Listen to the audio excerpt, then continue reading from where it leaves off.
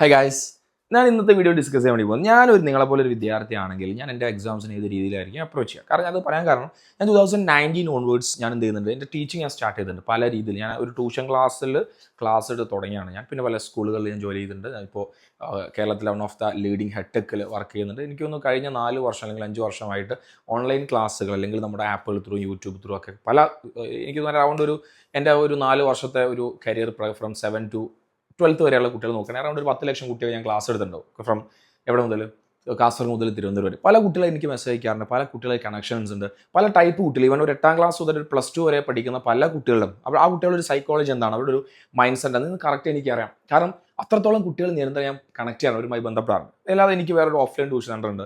അവിടെ around from 5 to 10th വരെ പഠിക്കുന്ന അറൗണ്ട് 250+ സ്റ്റുഡൻസ് ഉണ്ട്. അപ്പോൾ നിരന്തരം ഇവരുമായി കമ്മ്യൂണിക്കേറ്റ്, ഇവരുടെ പാരൻസുമായി കമ്മ്യൂണിക്കേറ്റ് ചെയ്യാറുണ്ട്. അപ്പോൾ അറൗണ്ട് ഒരു വിദ്യാർത്ഥികളുടെ ഒരു ലൈഫ് സ്റ്റൈൽ എന്താണ്, അവരുടെ പഠനരീതി എങ്ങനെയാണ്, അല്ലെങ്കിൽ എങ്ങനെ പഠിച്ച കുട്ടികൾക്കാണ് ഏറ്റവും നല്ല മാർക്ക് കിട്ടാറുള്ളത്, അല്ലെങ്കിൽ എങ്ങനെ പഠിക്കാത്ത കുട്ടികൾക്കാണ് മാർക്ക് കുറയാറുള്ളത്, ഇതിനെ പറ്റി കൃത്യമായൊരു ധാരണ ഒരു ഇത്രയും കാലത്ത് ഒരു എക്സ്പീരിയൻസിൽ ഞാൻ മനസ്സിലായ കുറേ കാര്യങ്ങൾ. ഇപ്പോൾ ഞാൻ പലപ്പോഴും ഇപ്പോൾ ചിന്തിക്കാറുണ്ട്, ഇപ്പോൾ ഞാനിപ്പോൾ 10ാം ക്ലാസ് പഠിക്കുകയാണെങ്കിൽ, ഇപ്പോൾ വെൻ ഐ വാസ് സ്റ്റുഡൻറ്റ്, ഞാൻ നിങ്ങളുടെ പ്രായത്തിലായിരിക്കുന്ന സമയത്ത് എനിക്ക് വലിയ മാർക്കൊന്നുമില്ല.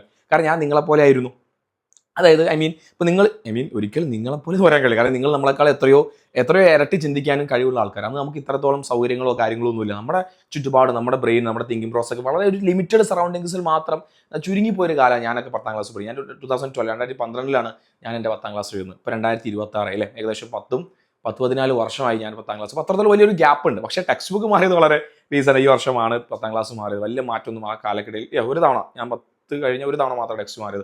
ആ ടെക്സ്റ്റ് ബുക്കാണ് ഞാൻ ഇത്രയും കാലം കുട്ടികളെ പഠിപ്പിച്ച് ഈ വർഷമാണ് 10ാം ക്ലാസ്സിൻ്റെ കാര്യം നോക്കുകയാണെങ്കിൽ മാറിയത്. ഇനി +1 +2 ആണെങ്കിലും നോ ചേഞ്ച്. ഞാൻ എന്താണോ +1 +2 പഠിച്ചത് അന്തകാലത്ത് അത് തന്നെയാണ് സ്റ്റിൽ കുട്ടികൾ +1 +2 പഠിച്ചുകൊണ്ടിരിക്കുന്നത്. അപ്പോൾ വലിയ മാറ്റങ്ങൾ നമ്മുടെ സിലബസിലൊന്നുമില്ല. അപ്പോൾ ഒരുപാട് വർഷങ്ങൾ ഞാനിതിങ്ങനെ കാണുന്നുണ്ട്, സിലബസ് ഇങ്ങനെ കാണുന്നുണ്ട്, ക്ലാസ് എടുക്കുന്നുണ്ട്. അപ്പോൾ നിങ്ങൾ പഠിക്കാൻ വേണ്ടി പോകുന്ന കാര്യങ്ങളെ പറ്റി ഒരു ധാരണ എനിക്കുണ്ട്. അതുകൊണ്ട് എനിക്ക് എന്ത് പറഞ്ഞു തരാൻ സാധിക്കും? ഇപ്പോൾ എൻ്റെ ഈ ഒരു എക്സ്പീരിയൻസ് വെച്ചിട്ട് ഞാനിപ്പോൾ 10ാം ക്ലാസ്സിലാണെങ്കിൽ അല്ലെങ്കിൽ ഞാനൊരു പബ്ലിക് എക്സാം എഴുതാൻ +1 +2 അല്ലെങ്കിൽ 10ാം ക്ലാസ്സിലാണ് 9ാം ക്ലാസ്സിലാണ് ഒരു പബ്ലിക് എക്സാം ഞാൻ അഭിമുഖീകരിക്കാൻ വേണ്ടി പോവാണ് എങ്കിൽ ഞാൻ പഠിക്കാൻ പ്ലാൻ ചെയ്യുന്ന രീതി ഇപ്പം എൻ്റെ മനസ്സിൽ കാണുന്നത്. കാരണം ഇപ്പം ചിന്തിക്കുന്ന രീതിയിൽ അന്ന് ഞാൻ പഠിച്ചിരുന്നെങ്കിൽ എനിക്ക് എല്ലാ വിഷയത്തിലും ഫുൾ A+ കിട്ടുമായിരുന്നു, അല്ലെങ്കിൽ നല്ല മാർക്ക് സ്കോർ ചെയ്യാമായിരുന്നു. എനിക്ക് കൃത്യമായ ബോധ്യമുണ്ട്. കാരണം അതൊരിക്കലും നടക്കുന്ന കാര്യമല്ല. കാരണം എൻ്റെ എക്സ്പീരിയൻസ് അത് നിങ്ങൾ ഈ ഒരു പ്രായത്തിൽ എത്തിയിട്ട് കുറേ കഴിഞ്ഞാൽ നിങ്ങൾ ആലോചിക്കും, അന്ന് ഞാനത് ചെയ്തിരുന്നു, പക്ഷേ അന്ന് അങ്ങനെ ചെയ്താൽ മതിയായിരുന്നു. കാരണം നമ്മുടെ ജീവിത അനുഭവങ്ങൾ നമുക്ക് ഒരുപാട് എക്സ്പീരിയൻസ് തരുന്നുണ്ട്. നിങ്ങളെക്കാളും കുറച്ച് ഓണം അധികം ഞാൻ കഴിച്ചുകൊണ്ട് അതിൻ്റെ ഒരു എക്സ്പീരിയൻസ് എന്തായാലും എനിക്കുണ്ടോ.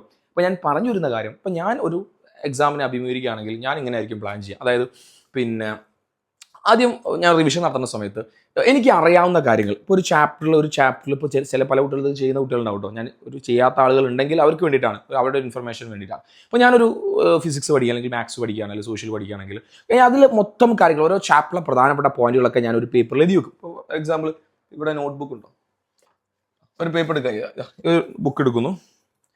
പിന്നെ ഇവിടെ ഞാൻ എന്ത് ചെയ്യും, ഇതേപോലെ പ്രധാനപ്പെട്ട പോയിന്റുകൾ ഓക്കെ, ഇത് വേറെന്തോ ആവശ്യത്തിന് എൻ്റെ വൈഫ് എഴുതി വെച്ചാട്ടോ, ഞാൻ നിങ്ങളെ കാണിക്കില്ല. ഓക്കെ, അപ്പോൾ ഇതേപോലെ ഞാൻ പ്രധാനപ്പെട്ട പോയിന്റ് ആക്കി എഴുതി വെക്കും. എന്നിട്ട് ഞാൻ നോക്കുമ്പോൾ റിവിഷൻ നടത്തുന്ന സമയത്ത് ഇത് എനിക്കറിയാം, ടിക്ക്. ചിലപ്പോൾ ഒരു ചാപ്റ്ററിൽ 10 പോയിന്റ് ആക്കി, പ്രധാനപ്പെട്ട 10 ടോപ്പിക്സ്. ചിലപ്പോൾ അതിൽ 5 എനിക്ക് അറിയാമെങ്കിൽ എനിക്ക് ബാക്കി 5 മാത്രം റിവൈസ് ചെയ്താൽ മതി. അപ്പോൾ നിങ്ങൾ ആലോചിക്കും, നമ്മളിപ്പോൾ നമ്മുടെ എക്സാമിന് സമയം നമ്മൾ പേടിക്കുന്നെങ്കിൽ നമ്മുടെ ഏറ്റവും വലിയൊരു ചിന്ത എന്ന് പറഞ്ഞാൽ, സാറേ കുറേ ചാപ്റ്റേഴ്സ് പഠിക്കാനുണ്ടല്ലോ, അതായത് ഫോർ എക്സാമ്പിൾ സോഷ്യൽ സയൻസ് എടുക്കുക, ഏറ്റവും കൂടുതൽ ചാപ്റ്റേഴ്സ് ഉള്ള എക്സാമിന് സോഷ്യൽ സയൻസാണ്. അല്ലെങ്കിൽ പിന്നെ +1 +2 നോക്കുകയാണെങ്കിൽ ഇപ്പോൾ ലൈക്ക് മാത്സ് ഉണ്ട്, ഒരുപാട് ചാപ്റ്റേഴ്സ് ഉള്ളു അല്ലേ. ഇപ്പോൾ ഇത് നോക്കുമ്പോൾ നമ്മൾ കുറേ ആയിരിക്കും. നിങ്ങൾ ആലോചിച്ച് നോക്കും, നമുക്ക് അറിയുന്ന കാര്യങ്ങൾ ടിക്ക് ചെയ്തിട്ട് അറിയാത്ത കാര്യം നമ്മൾ റിവിഷൻ നടത്തുകയാണെങ്കിൽ ചിലപ്പോൾ ഒരു ദിവസം നമുക്ക് 2 or 3 ചാപ്റ്റർ പഠിക്കാൻ കഴിയും. കാരണം ഫൈനൽ എക്സാം അത് ആദ്യത്തെ എക്സാം അല്ല. നമ്മൾ മുന്നത്തെ ഓണം എക്സാമിനും ക്രിസ്മസ് എക്സാമിനൊക്കെ ടേം 1 ടേം 2 നമ്മളൊക്കെ പഠിച്ച കാര്യങ്ങളാണ്. വളരെ 1, 2, 3 ചാപ്റ്റേഴ്സ് ആഫ്റ്റർ ക്രിസ്മസ് എക്സാമിന് ശേഷം ടേം 3 അല്ലെങ്കിൽ നമ്മുടെ ഫൈനലിലേക്ക് നമുക്ക് ആഡ് ചെയ്തിട്ടുള്ളൂ. ആ ചാപ്റ്റേഴ്സ് ആയിരിക്കും നമ്മൾ കുറച്ച് ശ്രദ്ധ കൊടുക്കും. കാരണം നമുക്ക് അറിയാത്ത കാര്യങ്ങളാണ്, അത് നമ്മൾ നന്നായി പഠിക്കുന്നു. ബാക്കി കുറേ കാര്യം നമുക്ക് അറിയുന്ന കാര്യമുണ്ട്. ഈ ഒരു പോസിറ്റീവ് ചിന്ത നമ്മൾ ആദ്യം മനസ്സിൽ കരണം. എന്നിട്ട് നമ്മൾ റിവിഷൻ നടത്തണം. അപ്പോൾ നമുക്ക് അറിയുന്ന കാര്യങ്ങൾ കറക്റ്റ് ടിക്ക് ചെയ്തിട്ടാൽ നിങ്ങൾ ആലോചിച്ച് 1, 2, 3 ദിവസം ചിലപ്പോൾ നിങ്ങൾ പ്രധാനപ്പെട്ട പല ചാപ്റ്റേഴ്സും റിവിഷൻ നടത്താൻ കഴിയും. ഇത് ഒന്നാമത്തെ കാര്യം. നമ്മൾ പലരും ചിന്തിക്കാത്ത എന്താ അറിയോ, നമ്മൾ ഇപ്പോഴും പഠിക്കുന്നത്, ഇപ്പോൾ നമ്മൾ പഠിക്കാതിരിക്കുകയാണെങ്കിൽ ഫോർ എക്സാമ്പിൾ ടേബിൾ ഇങ്ങനെ വിരിക്കുന്നു, വീട്ടിൽ നിന്ന് അമ്മ പഠിക്കാൻ പറയുന്നു, ഏതെങ്കിലും ടെക്സ്റ്റ് ബുക്ക് നോട്ട്ബുക്ക് എടുക്കുന്നു, പിന്നെ നമ്മളിങ്ങനെ പോകുന്നു, നമ്മളിങ്ങനെ പഠിക്കാൻ തുടങ്ങും അല്ലേ. നമ്മളിങ്ങനെ വെച്ച് നമ്മളിങ്ങനെ പഠിക്കാൻ തുടങ്ങും. അവിടെ ചിലപ്പോൾ അമ്മ പാരൻസ് അവിടെ ഇരിക്കുന്നുണ്ടാവും. നമ്മളിങ്ങനെ വെറുതെ വായിച്ചു പോകും.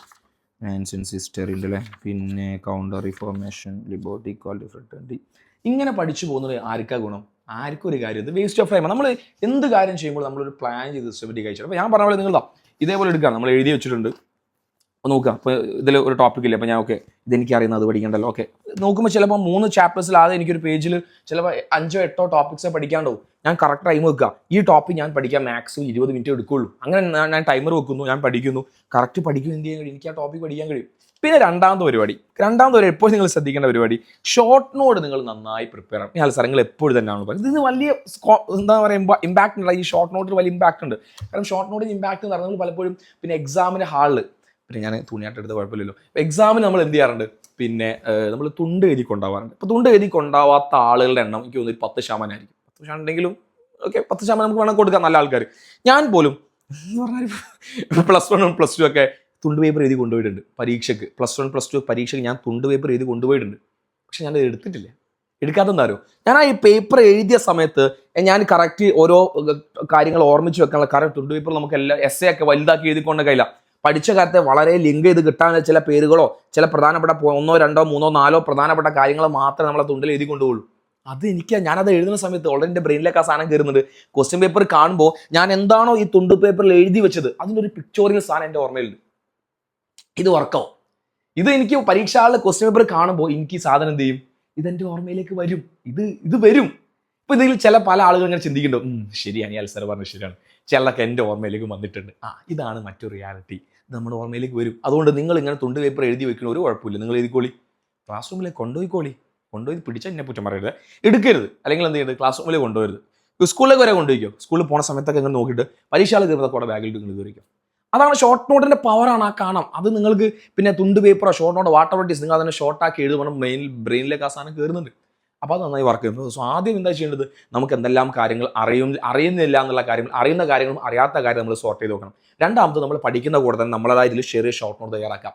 മൂന്നാമത്തെ കാര്യം, ഇത് പ്രാക്ടിക്കൽ എക്സാംസ് ലൈക്ക് പിന്നെ വർക്കൗട്ട് ചെയ്യുന്ന മാത്സ്, വളരെ പ്രധാനപ്പെട്ട സാധനം മാത്സ് ആയിക്കോട്ടെ, ഇപ്പോൾ ഫിസിക്സ് ആയിക്കോട്ടെ, ഈവൻ കെമിസ്ട്രി പോലെ ഇപ്പോൾ ഒരുപാട് പ്രോബ്ലമാറ്റിക് ആയി കാര്യങ്ങൾ ചെയ്യാനുണ്ട്. ഇപ്പോൾ മാത്സ് ഒക്കെ നമുക്ക് എങ്ങനെ പഠിക്കാം. ഈവൻ +1 +2 പഠിക്കുന്ന കുട്ടികൾ പലപ്പോഴും എനിക്ക് മെസ്സേജ് അയക്കും. ഇപ്പോൾ സയൻസ് പഠിക്കുന്ന ഫിസിക്സ് സാറൊക്കെ എനിക്ക് മെസ്സേജ് അയക്കും. ഫിസിക്സ് പഠിക്കും, സാർ ഫിസിക്സ് ഭയങ്കര ടഫാണ് സാറേ, ഇതിൽ ഏതാ സാർ, ഫിസിക്സും മാത്സ് കെമിസ്ട്രിയും മാത്സ് ഫുള്ള് മാത്സ് ആണോ സാറേ. സോ ബേസിക്കലി ഫിസിക്സ് എന്ന് പറഞ്ഞാൽ തന്നെ മാത്സാണ്. ഇത് വർക്കൗട്ട് ചെയ്യണം. നമ്മൾ വർക്കൗട്ട് ചെയ്യുന്നതിന് മുന്നേ നമ്മൾ ഇതിന് വെറുതെ ഒരു കാര്യമില്ല, ഫിസിക്സ് പുല്ല് എന്തൊരു ചാപ്റ്ററാണത് അങ്ങനെ പറഞ്ഞ ഒരു കാര്യമില്ല. മാത്സ് എന്താണിത്, മറ്റേത് മറിച്ച് എന്ത് ഓർത്തെടുക്കാൻ ഇൻറ്റഗ്രേഷൻ എന്താ അത് അങ്ങനെ പറഞ്ഞിട്ട് കാര്യമില്ല. നമ്മൾ മനസ്സിൽ കാണുമ്പോൾ നമ്മൾ എന്തൊരു വലിയൊരു സാധനങ്ങൾ പഠിക്കാൻ വേണ്ടി പോവുക. പല കുട്ടികളും ടഫാന്ന് പറഞ്ഞ സാധനം ഞാൻ ഒന്ന് പഠിക്കാൻ ശ്രമിക്കാൻ പോവുക. താല്പര്യം വളരെ പ്രധാനപ്പെട്ട സാധനമാണ്. ഞാൻ പണ്ട് പറഞ്ഞില്ല നിങ്ങളോട്, ഞാൻ കുറച്ച് മുന്നേ ഉംറക്ക് പോയ സമയത്ത് എനിക്ക് ഉണ്ടായ ഒരു അനുഭവം. ഞാൻ ജബൽനൂർ എന്ന് പറഞ്ഞ വലിയ മല കയറാൻ പോവുക. ആ മല കയറുമ്പോൾ എനിക്ക് ഭയങ്കര നെഗറ്റീവ് അടിക്കാറ്. വലിയ മല, സംഭവം വിശുദ്ധമായ സ്ഥലം കേട്ടോ, ഭയങ്കര വലിയ. എനിക്ക് കാരണം ഓൾറെഡി ഞങ്ങൾ ലേറ്റ്, ഞാൻ ഏകദേശം ഒരു 6 മണിയാകുമ്പോൾ അവിടെ എത്തുന്നത്. നമുക്ക് ആളുകൾ താഴെ വെയിറ്റ് ചെയ്യുന്നത്. അപ്പോൾ വേഗം പോയി കയറണം എൻ്റെ മനസ്സിൽ, ബാക്കിയുള്ള ബുദ്ധിമുട്ടാണെന്ന് വിചാരിച്ചില്ല. അപ്പോൾ എനിക്ക് വലിയ മലൻ്റെ വലിപ്പമാണ്, എനിക്ക് ആകെ ഭയങ്കര ഇങ്ങനെ ഇതിങ്ങനെ കയറി ഇറങ്ങാൻ എനിക്കറിയില്ല. അപ്പോഴാണ് അവിടെ നിന്ന് ഇറങ്ങിയത് വൃദ്ധനായ ആൾ എന്നോട് പറഞ്ഞു. ഞാൻ ചൂപ്പരോട് ചോദിച്ചു, സാർ പിന്നെ എത്ര സമയം എടുക്കുന്നു കയറി ഇറങ്ങാൻ. അപ്പോൾ എന്നോട് പറഞ്ഞൊരു കാര്യം, മോനെ നീ മേലോട്ട് നോക്കി നടക്കണം, താഴോട്ട് നോക്കി നടന്നാൽ വേഗത്തുന്ന പറഞ്ഞത്. കാരണം മേലോട്ട് നോക്കി നടന്ന് വലിയൊരു സാധനം എനിക്ക് തോന്നും, ഞാൻ ഇങ്ങനെ നടക്കും, എനിക്ക് ആകെ നെഗറ്റീവ് ആയിരിക്കും. താഴോട്ട് നോക്കിയാലോ എനിക്ക് ആകെ ഓരോ സ്റ്റെപ്പ് ബൈ സ്റ്റെപ്പ് കയറാനുള്ളൂ, ഒറ്റ സ്റ്റെപ്പേ ഉള്ളൂ, ടപ്പ് പരിപാടിയാകെ ഒത്തി.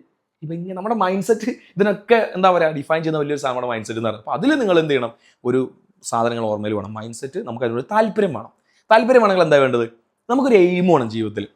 ബേസിക്കലി ഇപ്പോൾ നിങ്ങളിപ്പോൾ എക്സാം എഴുതുന്ന ആൾക്കാർ നിങ്ങൾക്ക് ഒരു 15 വയസ്സ് അല്ലെങ്കിൽ ഒരു 17 വയസ്സ് +2 വരെ നോക്കുകയാണെങ്കിൽ ഏകദേശം 17 വയസ്സ് മാക്സിമം. ചില ആളുകൾക്ക് 18 കടന്നുണ്ടാവും, എവിടെയെങ്കിലൊക്കെ തോറ്റിട്ടോ അല്ലെങ്കിൽ ജോയിൻ ചെയ്യാൻ ലേറ്റ് ആയ ആൾക്കാരൊക്കെ. നിങ്ങൾ ആലോചിച്ച് നോക്കൂ, ആ ആളുകൾ ഇപ്പോൾ നമ്മളെ മനസ്സിൽ എന്താ വേണ്ടത്, +2 എക്സാം വെറുതെ പോയി എഴുതാനാണോ? ഒരിക്കലും അല്ല. +2 എക്സാം കഴിയുന്നതോടുകൂടി നിങ്ങളുടെ സ്കൂൾ ലൈഫ് അവിടെ തീരുക. പിന്നെ നിങ്ങൾ ജീവിതത്തിൽ കുറെ കൂടി സീരിയസ് ആയി അപ്രോച്ചിലേക്ക് പോകാൻ പോവുക. നിങ്ങൾ ആലോചിച്ച് നോക്കൂ, നിങ്ങൾക്ക് എന്തൊക്കെ, ഇപ്പം ഞാനൊക്കെ പണ്ട് +2 പഠിക്കുന്ന സമയത്ത് ഒരുപാട് ആഗ്രഹങ്ങൾ ആഗ്രഹിച്ചു. ജീവിതത്തിൽ ഒരു കാറ് വാങ്ങണം, ഒരു വീട് വെക്കണം, ഒരു കല്യാണം കഴിക്കണം. ഇതൊക്കെ ഏതൊരു മനുഷ്യൻ്റെയും ബേസിക് ചിന്തയുള്ള കുറേ കാര്യങ്ങളാണ്. ഒരു ഫോൺ വാങ്ങണം, നല്ല ബൈക്ക് വാങ്ങണം, കാറ് വാങ്ങണം, പല സ്ഥലത്ത് കറങ്ങാൻ, ഫ്രണ്ട്സിന് കൂടെ ലക്ഷറി ഒന്നും നല്ല ഡ്രസ്സ് വാങ്ങണം, നല്ല വസ്ത്രങ്ങൾ വാങ്ങണം, നല്ല അന്നൊക്കെ ടീച്ചേഴ്സൊക്കെ നല്ല അടിപൊളി ഷൂ ഒക്കെ ഇടും. വുഡ്ലാൻഡ് ഷൂവിനാണ് ഭയങ്കര എന്താ പറയുക വലിയ ഷൂ ഒക്കെ. അപ്പോൾ ഇത് കാണുമ്പോൾ നമുക്കൊക്കെ അത് വാങ്ങണ്ടേ, വെറുതെ നമ്മൾ വില ഒക്കെ നോക്കും 3000 4000. അന്നൊക്കെ 3000 4000 എന്ന് കേൾക്കുക നമ്മളെ കിളി ഇങ്ങനെ പറയുന്നു. ഇതൊക്കെ നമ്മുടെ ചുറ്റുമുള്ള ആൾക്കാർ, ഇപ്പോൾ നിങ്ങൾ പല ആൾക്കാർ എന്തിനാ സാർ അങ്ങനെയൊക്കെ ജീവിക്കുന്നത്, സാധാരണക്കാരനെ ജീവിച്ചാൽ പോരെ, അതും ജീവിതമാണ്, ഇതും ജീവിതമാണ്. നമ്മുടെ മുന്നിൽ ഒരുപാട് സൗകര്യങ്ങളുടെ ജീവിതം, അത് അറ്റൈൻ ചെയ്യാനും അത് എക്സ്പീരിയൻസ് ചെയ്യാനും ഒരിക്കലെങ്കിലും നമുക്ക് കഴിയേണ്ടടാ. ഇതിനൊക്കെ വേണമെങ്കിൽ നമുക്കൊരു ആഗ്രഹമാണ് നമ്മുടെ മനസ്സിൽ. ആ ആഗ്രഹമാണ് നമ്മളെ ഡ്രിവൻ ചെയ്യുക, അവിടേക്ക് എത്തിക്കുക. അപ്പോൾ ഞാനിപ്പോൾ ആസ് എ സ്റ്റുഡൻ്റ് ആയ സമയത്ത് എൻ്റെ SLCയുടെ +2ൻ്റെ മാർക്ക് കേട്ടാൽ നിങ്ങൾ കിട്ടും. കാരണം എൻ്റെ SLC മാർക്ക് എനിക്ക് ആകെ ഒരു A+ ഉള്ളത്, ഒരൊറ്റ A+. ഒരു A+ഉം അതുപോലെ തന്നെ പിന്നെ 5 A ഉണ്ട്, 5 A 4 A അങ്ങനെ എന്തുകൊണ്ട്, പിന്നെ കുറച്ച് B+, ഒരു C+, കെമിസ്ട്രിക്ക് എനിക്ക് C+ ഉണ്ട്. അപ്പോൾ ഞാനിപ്പോൾ എടുത്തു കൊടുക്കുന്ന സബ്ജക്ട് സോഷ്യൽ സയൻസ് എനിക്കന്ന് B+ ഉള്ളൂ. കാരണം അന്നൊക്കെ എനിക്ക് അറിയില്ല, എനിക്ക് പഠിക്കാൻ നിങ്ങളെപ്പോലെ നിങ്ങളെ കുറ്റം പറയില്ല, എന്നെപ്പോലെ എനിക്ക് വലിയ താല്പര്യമൊന്നും ഉണ്ടായില്ല ആ സമയത്ത്. കാരണം എനിക്ക് എയിംസോ അല്ലെങ്കിൽ അത്തരത്തിലുള്ള വലിയ ഭയങ്കരമായ അച്ചീവ്മെൻറ്റ് ഗോൾ ഒന്നും എൻ്റെ മനസ്സിലില്ല. കാരണം നമ്മളെ വളരെ സാധാരണക്കാർ, എൻ്റെ പാപ്പ ഒരു ഡെയിലി കൂലിക്ക് പണിക്ക് പോകുന്ന ആളാണ്, എൻ്റെ മദറാണെങ്കിൽ വലിയ വിദ്യാഭ്യാസമുള്ള ആളൊന്നുമല്ല. അങ്ങനെ അപ്പം അവർക്കെല്ലാം ഞാൻ എന്തെങ്കിലുമൊക്കെ കാട്ടി പഠിച്ചോളുന്ന ഒരു മൈൻഡിലായിരുന്നു. പക്ഷേ എന്നെ +1 +2 എത്തിയപ്പോൾ എൻ്റെ മൈൻഡ് മൊത്തം മാറിയത്. അപ്പോൾ എൻ്റെ കൂടെ എനിക്ക് നല്ലൊരു ഫ്രണ്ടിനെ കിട്ടി. അപ്പോൾ അവനിപ്പോൾ UK അവൻ UK അടുത്ത ആഴ്ച നാട്ടിലേക്ക് വരുന്നൊക്കെ പറയുന്നുണ്ട്. പാവം അവൻ ഇതേപോലെ നല്ല പഠിക്കാനൊക്കെ ഭയങ്കര എന്താ പറയുക, ഭയങ്കര പഠിക്കാൻ നല്ല നമ്മൾ പറയാം നല്ല ഗുഡ് ബോയ് എന്ന് പറയുന്നത്. അവൻ്റെ അടുത്താണ് ഞാൻ ഇരുന്ന്. നമ്മൾ ചന്ദനം ചാരിയ ചന്ദനം മണക്കും, ചാണകം ചാരിയാൽ അല്ല ആല ചാരിയ ചാണകം മണക്കും എന്ന് പറയല്ലേ. അതുപോലെ അവൻ്റെ കുറച്ച് മണങ്ങളൊക്കെ എനിക്ക് കിട്ടിയിട്ട് നല്ല ഒരു ഗുഡ് ക്വാളിറ്റീസ്. അപ്പോൾ അവൻ്റെ നോട്ട് നോക്കി ഞാൻ എഴുതും. അപ്പോൾ ഞങ്ങൾ അങ്ങനെ എഴുതി ഞങ്ങൾക്ക് അക്കൗണ്ടൻസി പഠിപ്പിച്ച സാറിന് അഭിലാഷ് സാർ ഇപ്പോൾ നമ്മുടെ ഗവൺമെൻറ് ആർട്സ് കോളേജിലെ പിന്നെ കൊമേഴ്സ് ഡിപ്പാർട്ട്മെൻറ്റിലാണ് വർക്ക് ചെയ്യുന്നതാണ് ലേറ്റസ്റ്റ് ഞാൻ അറിഞ്ഞ കാര്യം. അപ്പോൾ സാർ എപ്പോഴും ഞങ്ങളോട് പറയും പിന്നെ ഒരു ഗവൺമെൻറ് കോളേജിൽ എത്തിയാലുള്ള ഗുണങ്ങൾ എന്തൊക്കെയാണ്, അവിടുത്തെ നമുക്ക് കിട്ടാൻ പോകുന്ന എക്സ്പ്ലോഷൻ എന്തൊക്കെയാണ്. അപ്പോൾ ഇതിങ്ങനെ കാണുകയും കേൾക്കുകയും ചെയ്യുന്ന നമ്മുടെ മനസ്സിലേക്ക് ഒരു ഷോർട്ട് ടേം ഗോളായിട്ടുണ്ട്, എങ്ങനെയെങ്കിലും +2 നല്ല മാർക്ക് വാങ്ങി ഒരു ഗവൺമെൻറ് കോളേജിൽ കയറണം. ഇതിന് വേണ്ടിയിട്ടാണ് നമ്മൾ വർക്ക് ചെയ്തുകൊണ്ടിരുന്നത്. ഞാൻ കോഴിക്കോട് ഗുരുവായൂരപ്പൻ കോളേജിലാണ് പഠിച്ചത്. One of the best campus എനിക്ക് കാലിക്കറ്റ്. നിങ്ങൾ അത് വേറെ വൈബാണ്. കോളേജ് ലൈഫിൽ എനിക്കൊന്ന് ഗുരുവായൂരപ്പൻ കോളേജിൻ്റെ ക്യാമ്പസ് ഭംഗിയെ വെട്ടിക്കാൻ ഇന്ന് കോഴിക്കോട് ജില്ലയിൽ ഒരു കോളേജിൽ നിങ്ങൾക്ക് വേണമെങ്കിൽ ജസ്റ്റ് യൂട്യൂബിൽ സെർച്ച് ചെയ്താൽ മതി, Guruvayurappan college, സാമൂരിയൻസ് Guruvayurappan college search ചെയ്താൽ 2014-17 BA എക്കണോമിക്സിലാണ് ഞാൻ അവിടെ പഠിച്ചു. സോ അപ്പോൾ നമ്മൾ വർക്ക് ചെയ്താൽ കിട്ടും. അപ്പോൾ എൻ്റെ 73% എനിക്ക് SLCക്ക് ആകെ ഉണ്ടായിരുന്നത്. അത് എനിക്ക് +2 എത്തുമ്പോൾ 86 എത്തിക്കാൻ കഴിഞ്ഞു.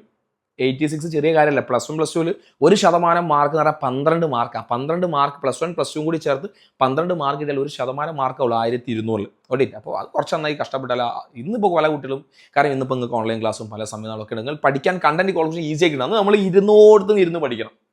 അതൊക്കെ ഞാൻ ഈ ഷോർട്ടിനോടൊക്കെ ഭയങ്കര എനിക്ക് ഹെൽപ്ഫുള്ളായ കാര്യം. അപ്പോൾ ഞാനിതൊക്കെ നിങ്ങളോട് പറഞ്ഞ കാര്യം നിങ്ങൾക്ക് ഇപ്പോൾ ഞാൻ നിങ്ങളെ പ്രായത്തിൽ ഇപ്പോൾ അല്ലെങ്കിൽ ഇപ്പോൾ ഞാനൊരു എക്സാം എഴുതുകയാണെങ്കിൽ ആദ്യം എൻ്റെ മനസ്സിലുണ്ടായിരിക്കും എക്സാം എഴുതി കഴിഞ്ഞാൽ എനിക്ക് കിട്ടാൻ പോകുന്ന നല്ല കാര്യങ്ങൾ എന്തെല്ലാം, എക്സാം എഴുതി എനിക്ക് നെക്സ്റ്റ് സ്റ്റെപ്പിലേക്ക് എന്തെല്ലാം എത്താൻ സാധിക്കും. അപ്പോൾ എൻ്റെ മനസ്സിൽ ഇങ്ങനെ ഒരു സന്തോഷം ഇങ്ങനെ വരും.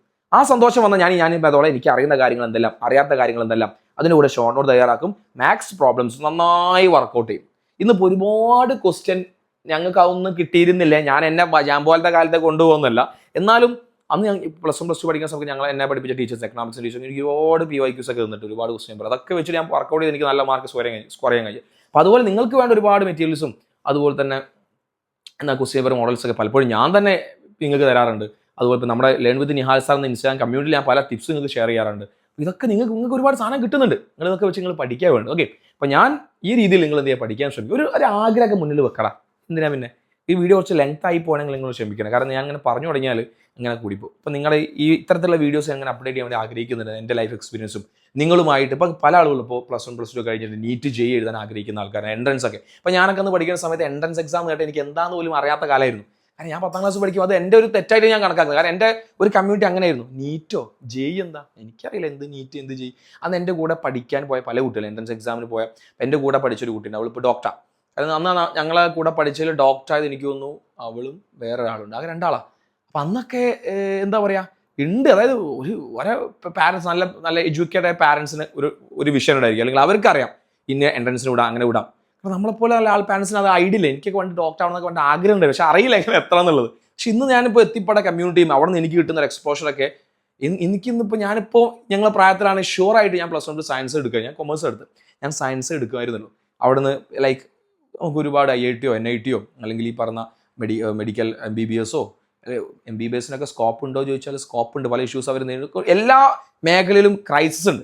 അത് ഉറപ്പാണ്. അപ്പം ഈവൻ ഞാൻ ടീച്ചിങ് ആണെങ്കിൽ അവിടെ ക്രൈസിസ് ഉണ്ട്. പക്ഷെ നമ്മളങ്ങനെ പെർഫോം ചെയ്യുന്നു. നമ്മുടെ ഒരു സ്കില്ലും പെർഫോമൻസ് തന്നെയാണ്. നമ്മൾ ഏത് മേഖലയിലാണെങ്കിലും നമ്മൾ പഠിച്ച ജോലിയൊന്നും കിട്ടില്ല വേറെ കാര്യം കേട്ടോ. അപ്പോൾ എന്നിരുന്നാലും ഇത്തരം സയൻസ് പഠിച്ച ഒരുപാട് സ്കോപ്പ് ഉണ്ട്, ഒരുപാട് മേഖല എത്താൻ സാധിക്കും.